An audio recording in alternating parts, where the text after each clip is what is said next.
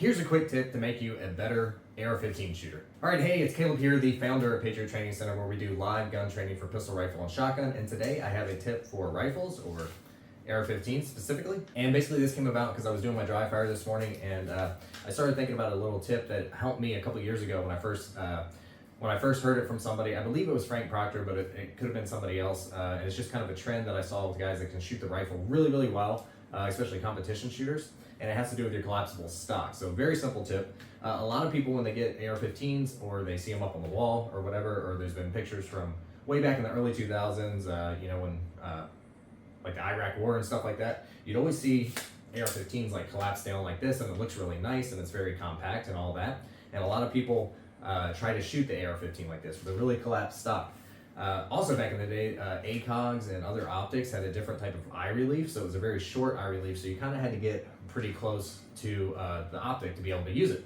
In addition to that, there was, I think point of instruction back then is the way that they taught people to shoot AR-15s or M16s or whatever in the military is nose to charging handle, so getting really, really close up on the rifle. But what you will find, and what I've found, you can try it out for yourself, I'm just telling you what works for me, what I found from other high-level rifle shooters that I adopted and tried out for myself, and I saw, hey, this really works, is that that makes the balance of the gun, the further in that you collapse the stock, it makes it more front heavy, and it takes the balance of the gun and makes it it makes it a lot harder to use, essentially, okay?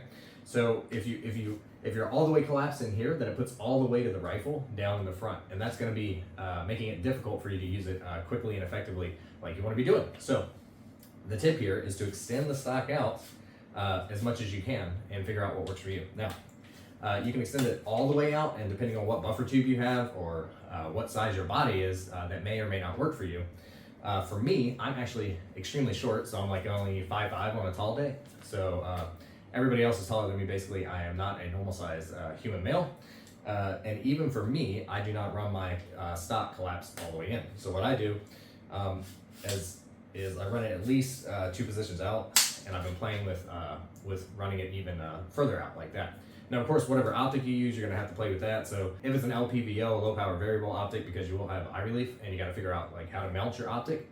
But don't collapse your stock in order to make it easier for you to mount your optic and stuff like that. Like, figure out the stock position that works best for the rifle, and then mount your optic according to that. With a non-magnified red dot optic, of course, that's not going to matter because you can see it no matter what the distance from the optic. Or if you're shooting iron sights, of course, that's not going to matter either. But the main tip here is try to run your stock out as far as you can. Now, a quick rule of thumb to get started with this is you can stick the stock into your bicep here, and then take your other hand, and you can put your hand like on so that's just a little bit too far for me. There you go. And if you can get a grip on it and the stock is like in your bicep, this is kind of like an old rule of thumb, and your finger can touch the trigger here, then that's a good starting point. And from there, you may go in a little bit, or you may go out just a little bit, depending on how you're setting up your optic or how it feels and stuff like that. But I encourage you, if you have an AR-15, if you have an adjustable stock, then just try these. Try it all the way collapsed in, and see how much heavier it feels over here, and then how much more you have to adjust your weight and stuff like that. And then run the stock out pretty far, and then see how much easier it is to swing the front of the gun and point at things as you want. It's kind of the exact same principle as like putting your hand here on the mag well versus putting your hand out here on the handguard. If you're back here, the front end wobbles a whole bunch, but the further out you get here, the more stability and control you have over it. And of course, you have to find the more comfortable spot for your hand, because having it all the way out here, just like, again, kind of like a concept from 15 years ago, used to be really popular and like putting all this pressure on the gun. But you need something that's comfortable, but also has a lot of stability, but that's also durable, so that you can do this for a long time. So finding a position where you can shoot the rifle, where you're not going to tire yourself out, because at the end of the day, this is what, 6, 7, 8 pounds before you start adding stuff onto it, and very quickly, once you throw a loaded mag in there, it's going to be like 9, 10 pounds. So it can be a physical thing to be able to run a rifle a whole lot. So anything that you can do to make the gun easier to handle is going to help you a whole lot. So that is a critical thing. Keeping your stock back as far as you can, I think, will really help you out if you give it a shot. So try that out and let me know what you think.